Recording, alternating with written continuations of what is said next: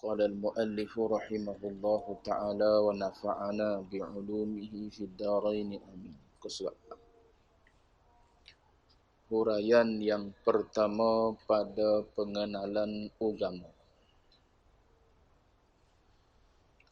Tuan-tuan muslimin, muslimat sedang jemaah yang dirahmati Allah sekalian, alhamdulillah. Pertama dan selama-lamanya panjatkan puji syukur pada Allah dengan izin taufik hidayah Allah Ta'ala jua. Pada malam ini kita sambung lagi bacaan kitab Al-Misbahul Munir fi Ma'rifatillahil Qadir, susunan Tuan Guru Abdul Aziz bin Ismail Al-Fattani rahimahullahu ta'ala. Kita masuk kepada huraian yang pertama. Setelah selesai muqaddimah beliau, maka beliau berkata huraian yang pertama, perbicaraan yang pertama adalah pengenalan kepada agama. Apa itu agama? Maka kata beliau, bermula agama. Agama ni istilah lama lah. Sekarang ni kita panggil agama. Bermula agama itu ialah, ada dua definisi dia bagi. Ibaratun, yakni ibarat. Satu tuturan dan cakapan daripada sekumpulan dan perhimpunan undang-undang yang datangnya daripada Allah Ta'ala ke atas Rasulnya, supaya menyampaikan akan himpunan undang-undang tu kepada umat manusia. Itu agama. Panjang sikit. Depan tu ada satu lagi definisi, lebih mudah.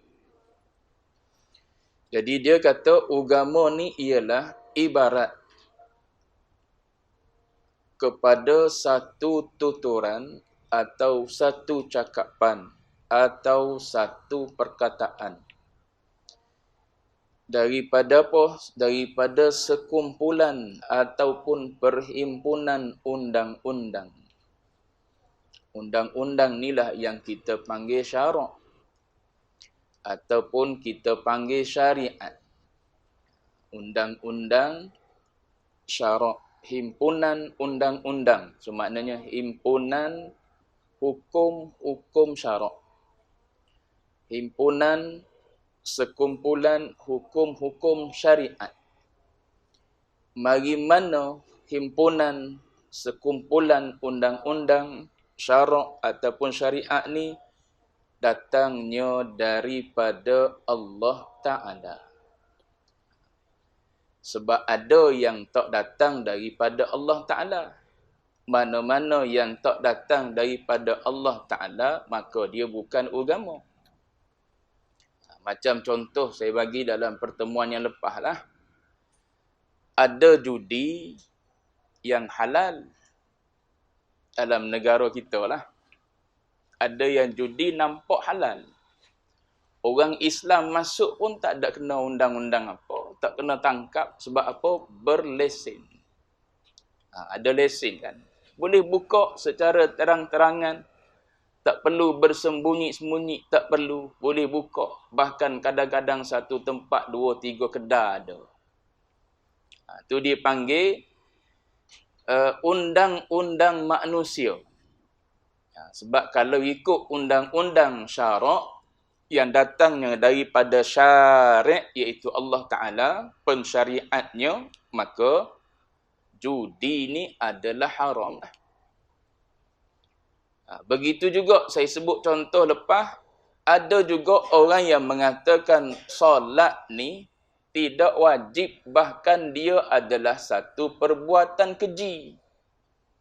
Sebab apa? Sebab dia melihat perbuatan solat ni, salah satu daripada perbuatan yang ada dalam solat ialah meletakkan anggota yang paling mulia di atas tanah, di atas tempat sujud. Kemudian dicongek punggung. Congek faham tak?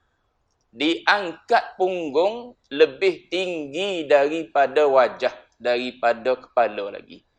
Maka bagi dia perbuatan begitu keji. Tapi kalau ikut undang-undang Allah, undang-undang syarak, syariat, maka dia adalah perbuatan yang mulia.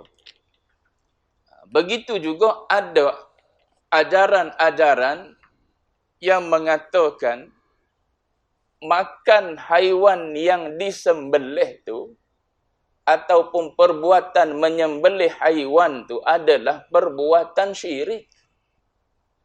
Sebab apa syirik? Sebab kita berkongsi dengan Allah Ta'ala mematikan. Ada jalan dia juga.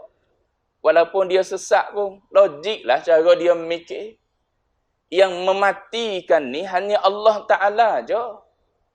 Tiba-tiba kita mematikan ayam tu melalui jalan kita sembelih ayam tu untuk kita makan. Maka dia kata perbuatan itu adalah perbuatan syirik, maka tak boleh makan ayam tu. Habis tu ayam yang macam mana boleh makan? Yang mati sendiri. Makan bangkai. Kalau pada kita ikut hukum syariat, hukum syarak ataupun undang-undang agama, yang mati sendiri, dilanggar kereta, dilanggar motor, kena penyakit, itu bangkai lah. Syarak tak bagi kita makan. Tapi ada undang-undang manusia, peraturan yang dibuat oleh manusia, menyalahi apa yang Allah Ta'ala buat. Itu disebut tu.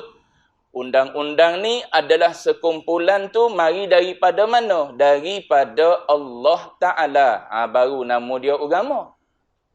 Kalau tidak mari daripada Allah Ta'ala, tu bukan agama. Datangnya daripada Allah Ta'ala. Turun pada siapa? Ke atas Rasulnya. Supaya menyampaikan akan dia, akan himpunan undang-undang tu kepada umat manusia. Sebut manusia, masuk jin.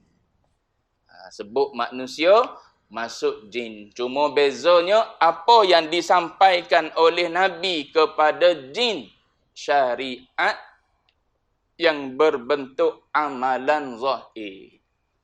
Adapun akidah, tak. Akidah, jin ni mewarisi akidah ataupun reti akidah ni daripada mula dia diciptakan. Dan jin ni, dia lebih awal daripada manusia penciptaannya beribu-ribu tahun. Jadi kalau nak tunggu Nabi mari untuk mengajar akidah, tak? Jawab dia duduk dalam kufur lah. Tak, jin ni ada yang Muslim, ada yang kafir. Jadi dia reti akidah ni sejak daripada dia dicipta oleh Allah Ta'ala. Ada yang reti, ada yang tak reti. Yang reti maknanya beragama Islam, Muslim macam kita, mukmin macam kita. Yang tak beriman pun ada, iaitu kita panggil jin kafir. Adapun malaikat, malaikat beriman. Iman para malaikat dipanggil secara jibilli. Dipanggil secara tabi'i. Secara tabiat Allah Ta'ala jadikan i'tiqad para malaikat tentang ketuhanan secara tabiat semula jadi. Dia reti, dia faham bagaimana hakikat ketuhanan. Sebab dia duduk dalam taat je pada Allah Ta'ala. Adapun kita, makhluk jin dan manusia ni, secara taklifi. Kena ngaji baru tahu. Ni i'tiqad yang benar, ini i'tiqad yang salah. Itu kita, jin dan manusia. Jadi, Nabi ataupun Rasul ni menyampaikan akan dia himpunan undang-undang ni kepada umat manusia, termasuk sekali situ adalah jin. So, jin pun Nabi ajar juga syariat agama. Baik. Atau definisi yang kedua. Definisi agama yang kedua. Atau dikatakan agama itu ialah terkena kepada segala undang-undang, kepada segala syariat yang datang daripada Allah Ta'ala kepada Rasul-Rasulnya, kemudian menyampaikan mereka itu Rasul-Rasul tu akan segala umat. Umat tu jin dan manusia. Ats-tsaqalain itulah. Dalam Quran guna istilah ats-tsaqalain. Dua-dua tu adalah jin dan juga manusia. Definisi yang kedua ni lebih mudah untuk kita reti. So agama ni adalah segala undang-undang yang mari daripada Allah Ta'ala, dan Allah Ta'ala perintah kepada Rasul untuk menyampaikannya, menyampaikan undang-undang tu kepada segala umat, iaitu umat jin dan umat manusia. Itu agama. Lepas tu apa yang disampaikan oleh Rasul kepada kita manusia, tu undang-undang tu pecah pula lah. Ada akidah, ada syariat, ada apa? Ada ihsan, ada iman, ada Islam, ada ihsan. Di bawah tu dia akan sebut nanti pecahan-pecahan dia. Ada akidah, ada ibadah, ada muamalah. Tu pecahan-pecahan dalam undang-undang itulah. Baik. Iaitu agama tu. Dinamakan agama itu ialah agama Islam.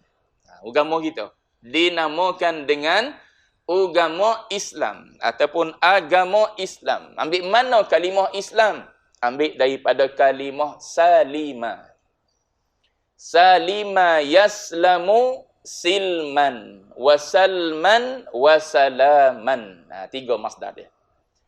Salima madhi dia, yaslamu mudhari' dia, silman wasalman wasalamatan. Yang tu dipanggil masdar. Orang mengaji lughah tahu. So apa makna dia? Salima yaslamu silman salman. Yang tu kita tak biasa dengar.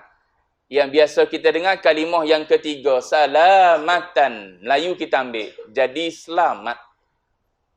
Selamat-selamat tu ambil daripada kalimah Arab. Maknanya kalau kita beragama, kalau kita mengikut, menurut undang-undang yang mari daripada Allah, yang disampaikan oleh Nabi dan Rasul. Rasul lah khususnya. Sebab Nabi tak diperintah supaya menyampai, walaupun dia menyampai. Maka orang yang terima undang-undang ni, orang tersebut akan selamat. Sesuai dengan nama. Orang tersebut akan selamat. Bukan setakat selamat di dunia, di akhirat tu yang lebih besar kita harapkan selamatnya. Jadi kalau kita tak ambil undang-undang agama ni, undang-undang syariat ni, maknanya tak selamatlah kita. Dunia tak selamat, akhirat lebih-lebih lagi tak selamat. Patutnya bila kita dah jadi Muslim, depan nanti disebut istilah Muslim, maka kita ambil agama tersebut, kita buat dia jadi amal. Amal dari sudut i'tiqadnya, amal dari sudut ibadatnya, amal dari sudut muamalatnya. Maka kita akan selamat dunia dan juga akhirat. Maka Islam ni, ulama sebut al-inqiyadul zahiri. Dia panggil junjung perbuatan secara zahir. Itu Islam. Sebab iman lain, ihsan lain. Cuma agama bila disebut secara umum, dia merujuk kepada Islam, iaitu al-inqiyadul zahiri. Kalau dia nak perinci, dia sebut satu-satu. Islam dengan makna amalan syariat zahir. Iman berkait dengan pegangan. Adapun ihsan berkait dengan hati. Tapi kalau umum disebut Islam, maknanya al-inqiyadul zahiri. Maknanya junjung perintah zahir yang mari daripada Allah Ta'ala. Itu dia panggil Islam. Contoh apa? Contoh junjung. Perbuatan apa? Perbuatan haji. Contoh, orang baru balik haji. Dalam perbuatan haji ni, ada perbuatan melontar. Melontar. Ambil batu 7 butir. Lepas tu pergi kawasan dia nama Jamrah tu. Lontar batu. Kalau melontar di sini tak boleh ke? Cari batu kawasan kita ni. Lontarlah tempat kita. Lontar je pun. Ambil batu 7 butir, baling. Tapi tak boleh. Kena pergi buat mana? Pergi buat sana. Di Mekah tu, kena buat dia. Lepas tu, ada waktu-waktu dia. Tak boleh buat ikut suka. Siapa-siapa Mekah je. Kita pergi melontar tu. Tadi.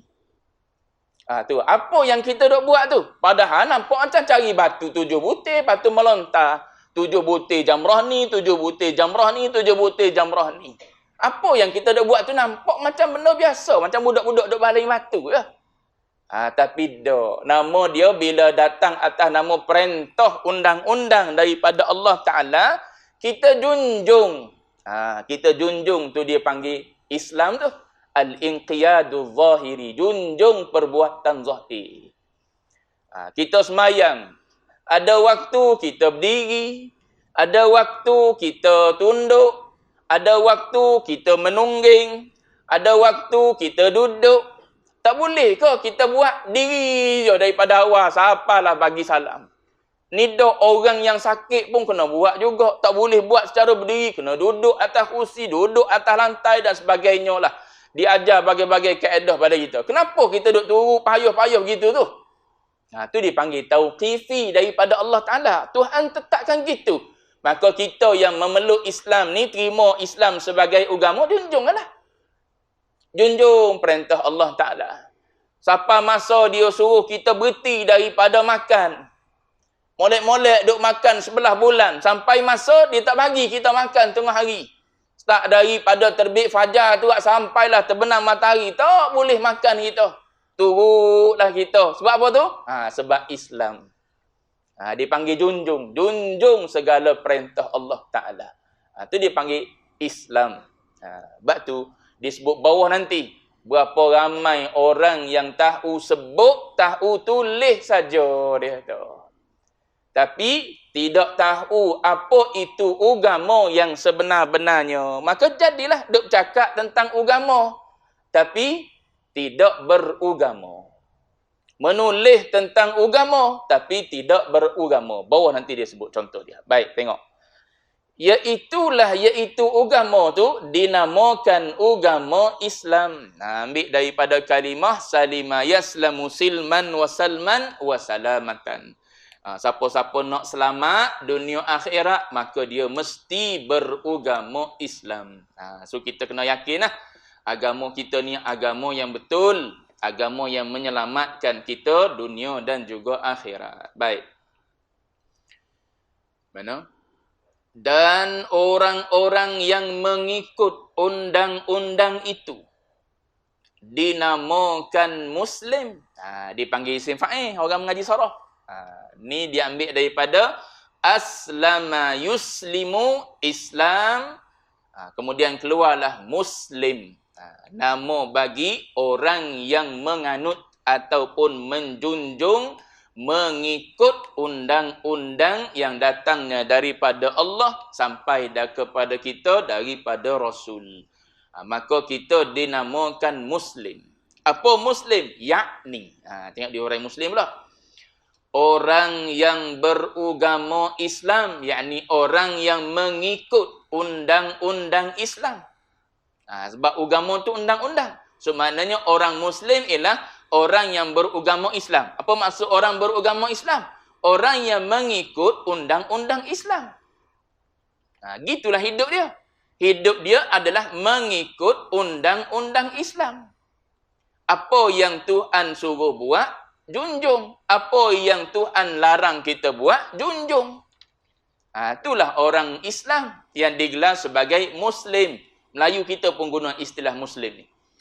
Maka nyata daripada takrif itu bahawa yang disebutkan agama ialah kena kepada undang-undang Allah Ta'ala yang dihantar akan dia akan undang-undang Allah tu dengan melalui rasul-rasulnya daripada bayan pada undang-undang Allah tu, daripada yang bersangkutan dengan akidah dan dengan ibadat dan muamalat dan sebagainya. Tu yang ada dalam undang-undang. Apa yang ada dalam undang-undang berkait dengan akidah. So kita kena ngaji akidah mana yang betul dengan apa yang Allah Ta'ala suruh Nabi sampaikan. Kalau tak ngaji tak kena. Akidah yang macam mana yang disuruh oleh Allah Ta'ala kepada Nabi supaya menyampaikan. Bila kita ngaji barulah kita tahu ni akidah yang benar, ni akidah yang batil.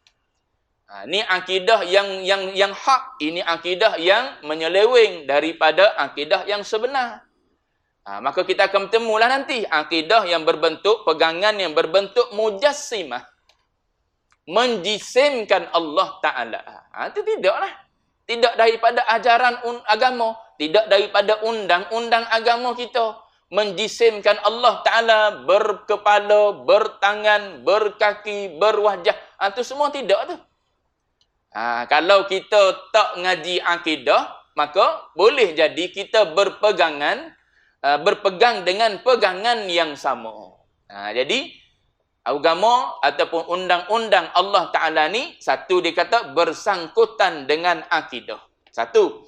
Yang kedua bersangkutan dengan ibadat. Bersangkut paut dengan amal ibadat kita, sembahyang kita, puasa, zakat, haji dan sebagainya lah. Ibadat-ibadat yang Allah Ta'ala suruh kita buat.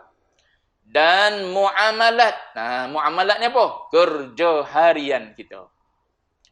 Kerja harian ni termasuklah jual beli kita. Ataupun kita bergadai. Ataupun kita meminjam. Dan sebagainya lah. Tu dipanggil muamalat. Kemudian banyak lagi. Dia tak nak sebut semualah. Kitab ni pi. Maka dia kata dan sebagainya. Banyak lagi lah yang ada dalam undang-undang yang ada dalam Islam ni. Baik. Kemudian bermula undang-undang Allah Ta'ala 5 perkara. 5 perkara yang kita panggil hukum syarak. Kita panggil hukum syarak. Hukum hakam. Ada 5 dia kata undang-undang Allah Ta'ala ni. Maknanya apa yang kita buat, dia tak lari daripada 5 hukum ni. Apa saja yang kita buat, dia tak lari daripada 5 perkara ni. Apa 5 perkara ni? Iaitu wajib. Kemudian sunat. Kita baca sunat. Baca sunat boleh. Melayu kita baca sunat lah. Baca sunnah pun boleh juga. Cuma kita kalau sebut sunnah, kita terbayang sunnah Nabi. Ni sunnah dalam usul fiqh. Yang tu sunnah dalam ilmu hadis. Tu bab lain-lain, cerita lain-lain tu. Ni awak sebut ni sunnah mana ni? Sunnah dalam ilmu hadis. Lain cerita dia. Sini ni sunnah dalam usul fiqh. Ataupun kita Melayu baca sunat ya. Wajib sunat kita baca gitu. Padahal baca sunnah pun tak apa. Baik. Wajib. Kemudian sunnah ataupun sunat. Haram. Kemudian makruh harus 5. 5 hukum ataupun 5 undang-undang. Baik. 5 undang-undang ni wajib, sunat, haram, makruh, harus. Semua ni dia panggil hukum taklifi. Nanti dia sebut bawah tu. Cuma nak tahu dululah sikit sebanyak. Nanti depan nanti dia cerita. Apa itu wajib? Wajib ni apa? Wajib ni ialah apa-apa yang kita buat boleh pahala. Itu wajib. Kalau kita tak buat, dijanji dengan dosa ataupun hukuman. Itu dia panggil benda yang wajib. Semayang contohnya. Semayang ni ialah ma yusabu ala fi'lih. Ni usul fiqh definisi kan. Apa-apa yang diberi pahala, diganjari dengan pahala bila kita buat. Maka semayang fardu 5 waktu, bila kita semayang akan diberi pahala oleh Allah Ta'ala. Kalau kita tak semayang, wa yu'aqabu ala tarkih. Diiqab, didenda, dihukum, diberi dosa pada orang yang meninggalkannya. Itu benda wajib. Adapun sunat ma yusabu ala fi'lih. Diberi pahala kalau kita buat benda sunat tu. Tapi wala yu'aqabu ala tarkih. Tak diiqab, tak didenda, tak dihukum, tak dikira berdosa orang yang tak melakukan perbuatan sunat. Tu beza antara wajib dengan sunat. Begitu juga dengan haram, terbalik wajib. Haram ialah diberi dosa orang yang melakukannya dan diberi pahala orang yang meninggalkannya. Terbalik pada wajib. Makruh balik pada sunat. Meninggalkannya boleh pahala, tak meninggalkannya tak dijanjikan dosa. Maknanya kalau kita buat tak dijanjikan dosa, tak dijanjikan hukuman. Tapi kalau kita kalau kita tak buat maka dijanjikan pahala. Terbalik kan? Faham tak? Takut terbalik main dengan banyak-banyak ni. Gitulah lebih kurang dia. Kalau tuan-tuan dengar balik tu, tuan-tuan faham sendiri lah. Tu wajib sunat. Maknanya makruh ni lawan kepada sunat. Sunat buat boleh pahala, tak buat tak ada apa-apa. Tak dijanji dosa. Makruh buat tak ada apa-apa. Tapi kalau tinggal boleh pahala. Kalau kita tak buat benda makruh boleh pahala. Contoh Baba selalu bagi contoh saokok dia. Walaupun ulama kontemporari mengatakan apa? Haram saokok. Tapi dia sebut makruh situ lah. Sebab dia kata ijtihad tak membatalkan ijtihad. Orang dulu berijtihad rokok adalah makruh. Orang sekarang berijtihad rokok adalah haram. Maka dia kata contoh makruh tu rokok. Ataupun benda-benda yang berbau. Tuan-tuan makan apa? Makan nasi kabu ada apa? Ada bawang jeruk kan. Bawang jeruk tu dia berbau. Tuan-tuan makan apa? Ulam-ulam yang berbau. Makruh. Tinggal makan tu pahala. Buat tak ada apa-apa. Buat tak ada apa-apa. Sunat buat boleh pahala. Tak buat tak ada apa-apa. Tak dijanji dengan hukuman dosa. Dia berbeza dengan wajib dan haram. Harus buat pun tak apa, tak buat pun tak apa.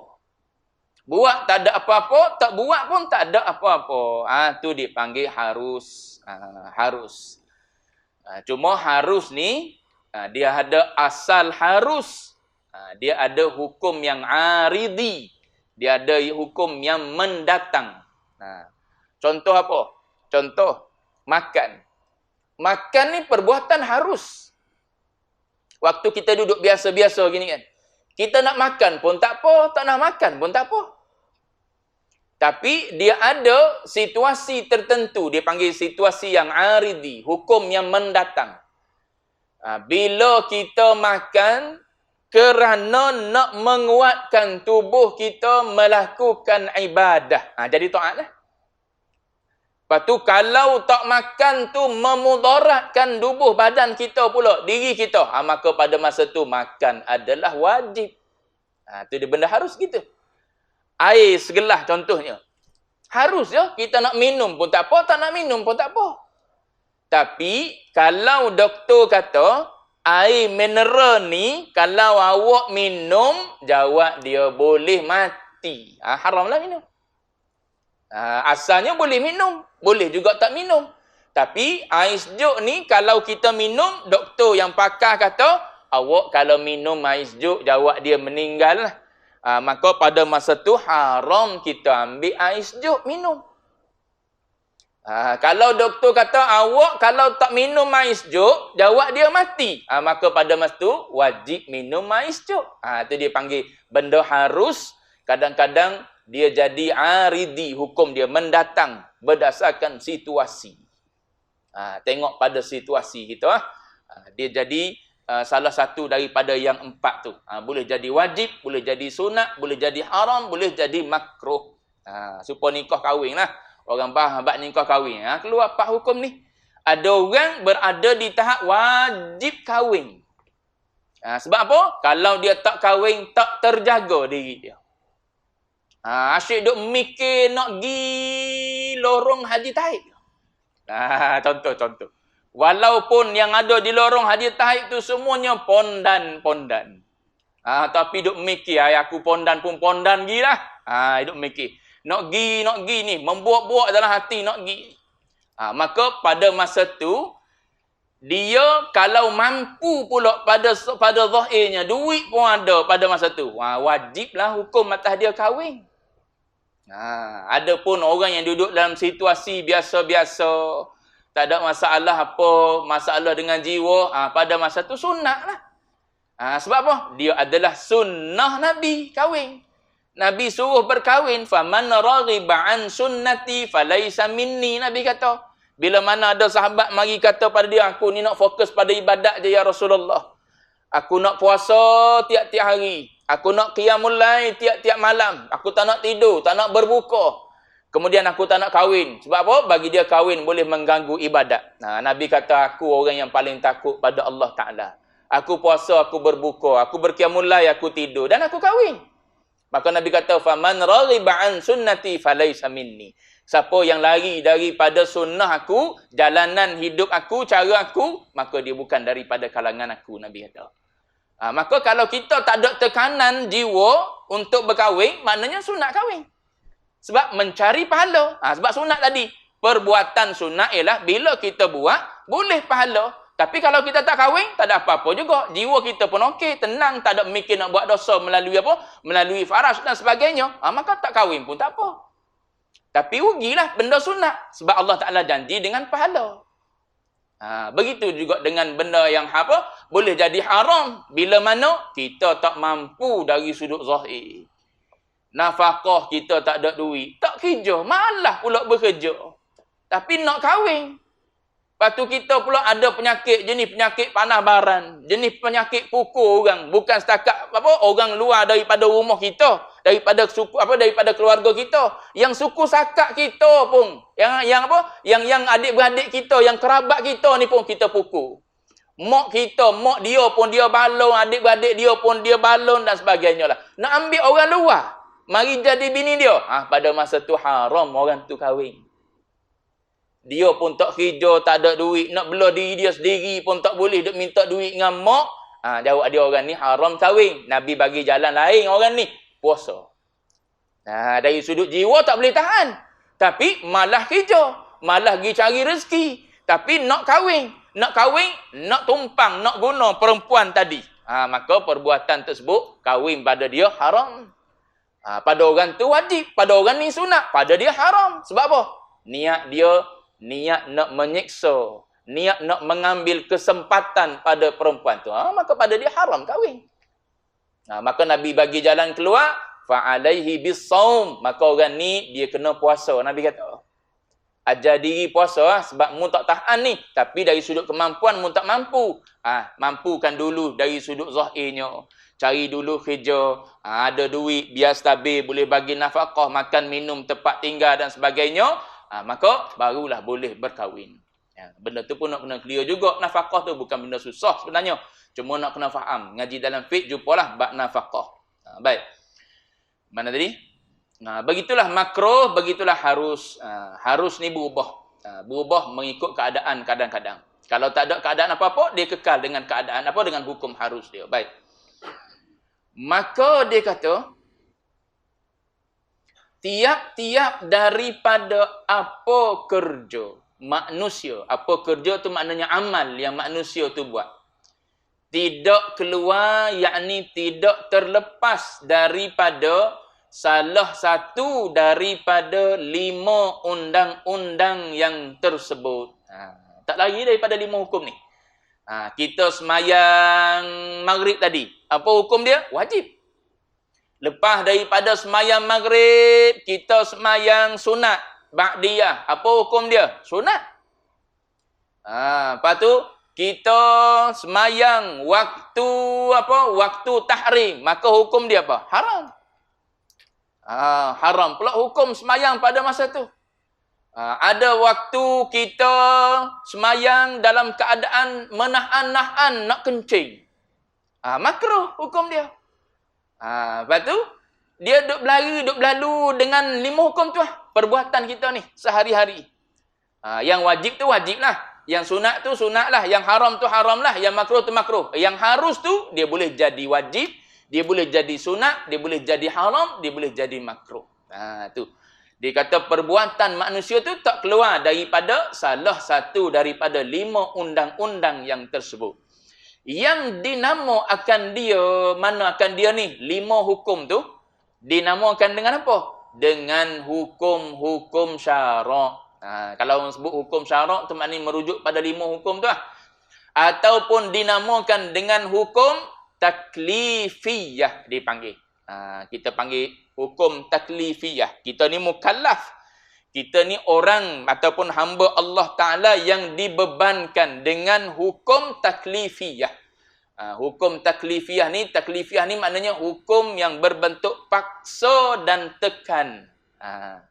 Tekan dan paksa. Kita buat ataupun paksa kita tinggal.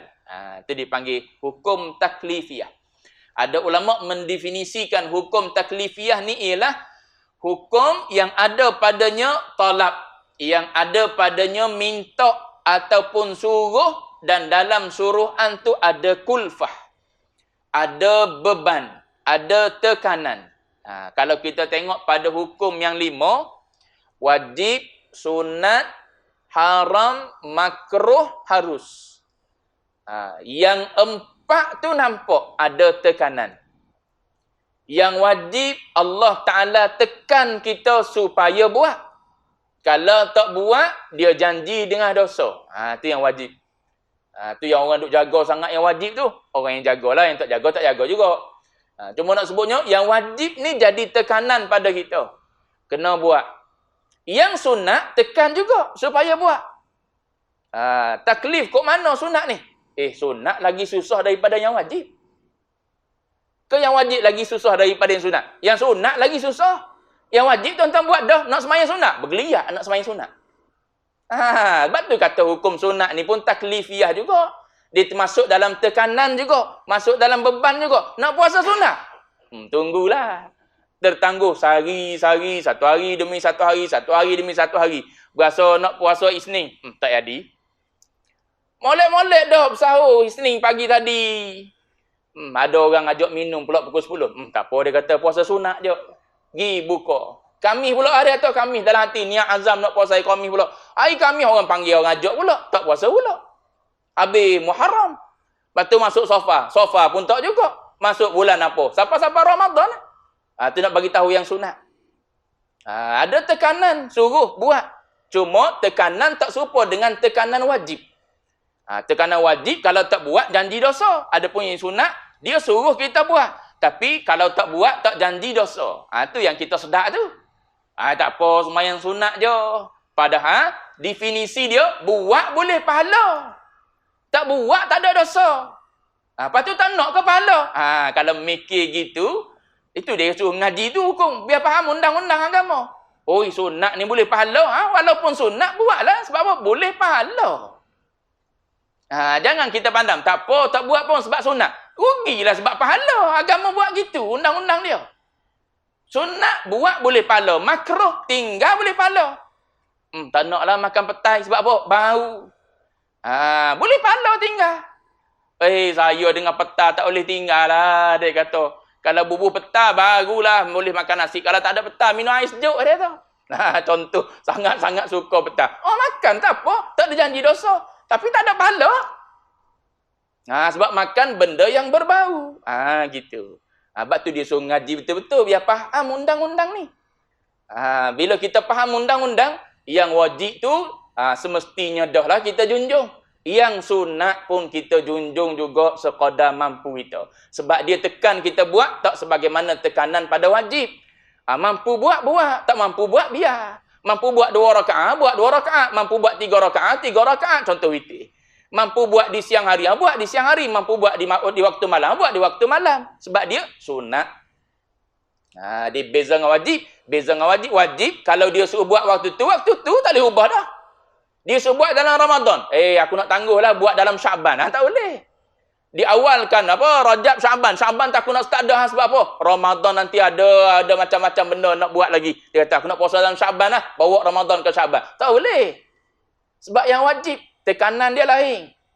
Cuma nak sebutnya ialah walaupun kita nampak wajib, kita nampak sunat ni berbeza, tapi dia termasuk dalam taklifiyah. Ada tekanan, ada bebanan situ. Begitu juga dengan haram. Agama tekan. Allah Ta'ala tekan supaya kita tinggal. Makruh. Tekan suruh kita tinggal. Cuma antara haram dengan makruh, tekanan beratnya ialah pada yang haram suruh tinggal. Adapun yang makruh, kalau tak buat, tak tinggal pun tak ada apa-apa. Cuma kalau tinggal, boleh pahala. Tu 4 tu. Tapi kalau kita tengok harus buat pun tak apa, tak buat pun tak apa. Buat tak ada pahala, tak buat pun tak ada apa-apa. Lepas tu, masuk dah dalam tekanan tu. Kita duk nampak macam tak ada tekanan lah pada perbuatan harus. Ataupun pada hukum harus.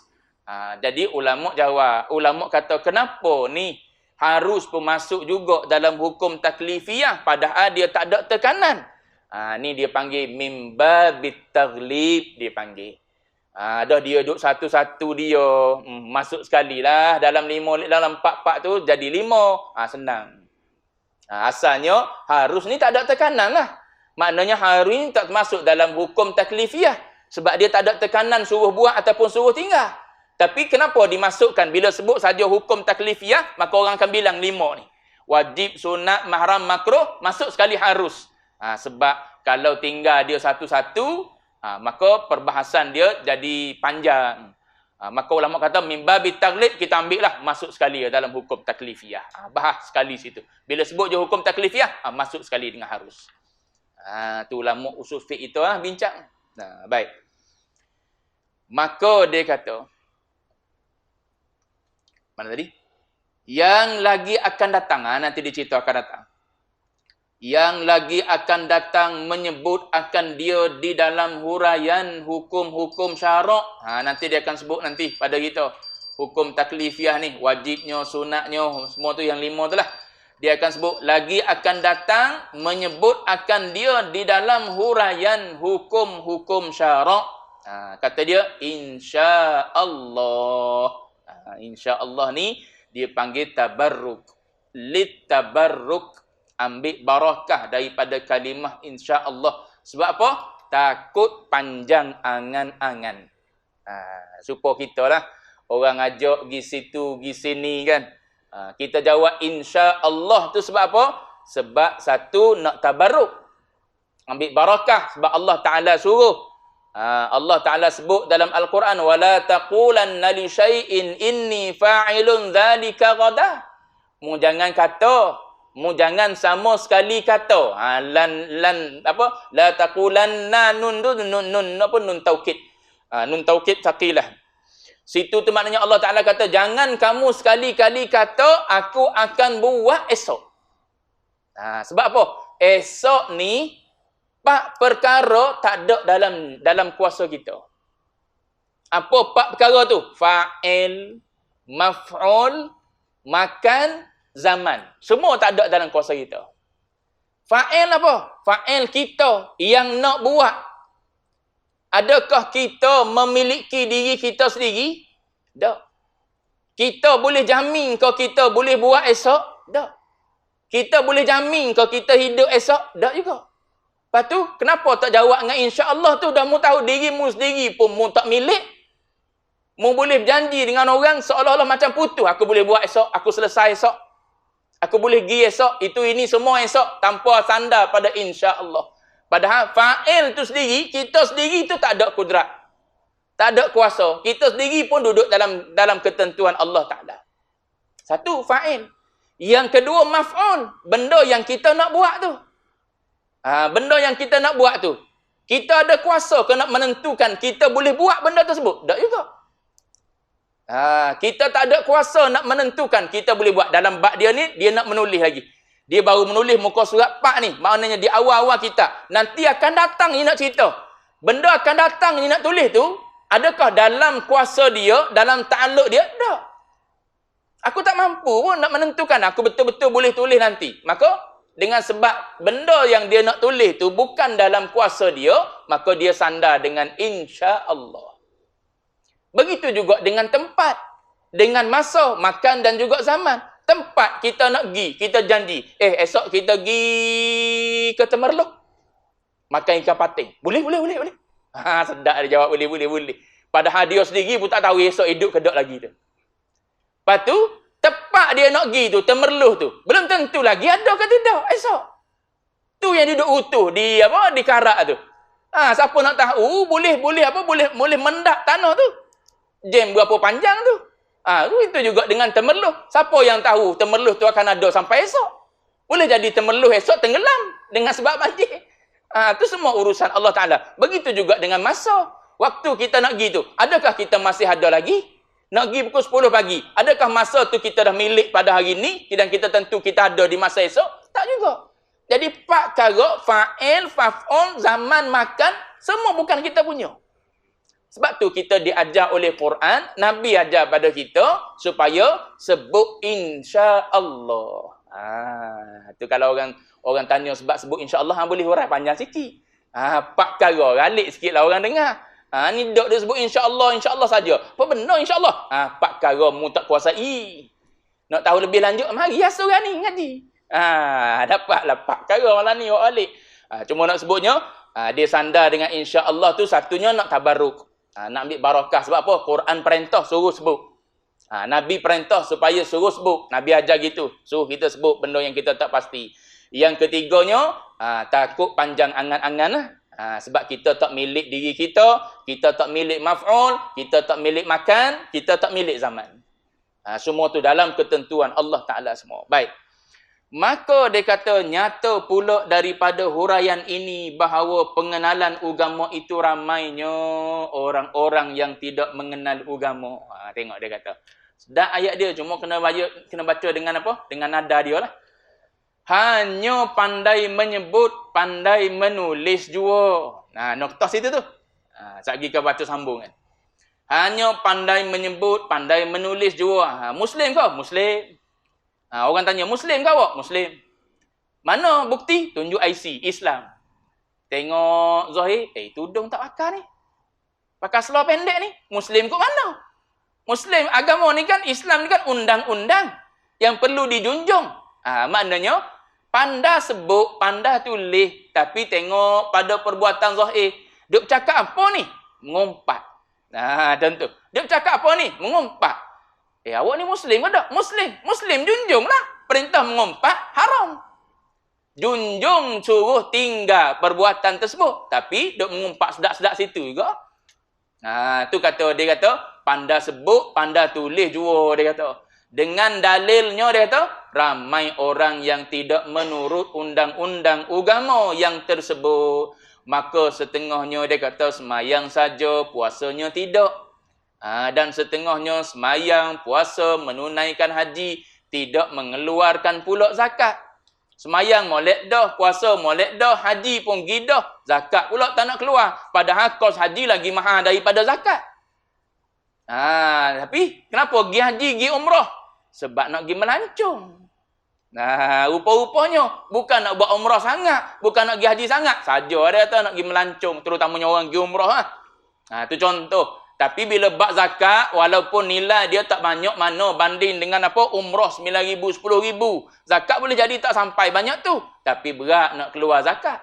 Dan dia kata bermacam-macam lah berlakunya dia kata. Ada yang semayang puasa rajin, semayang tak. Sebab apa? Puasa ni dia puasa sebab apa? Sebab bimbang takut nak berbuka nanti orang tak bagi makan sekali. Maka berpuasalah dia walaupun semayang pun tidak. Baik. Ada kala membuat yang sunat-sunat jua, tidak yang wajib. Ada juga. Rajin buat yang sunat. Tapi yang wajib tak buat. Semayang sunat dia, tapi dengan suami duk gaduh. Perempuan. Yang sunat bangun malam, semayang sunat, baca Quran. Tapi dengan suami liat. Suami soleh dah.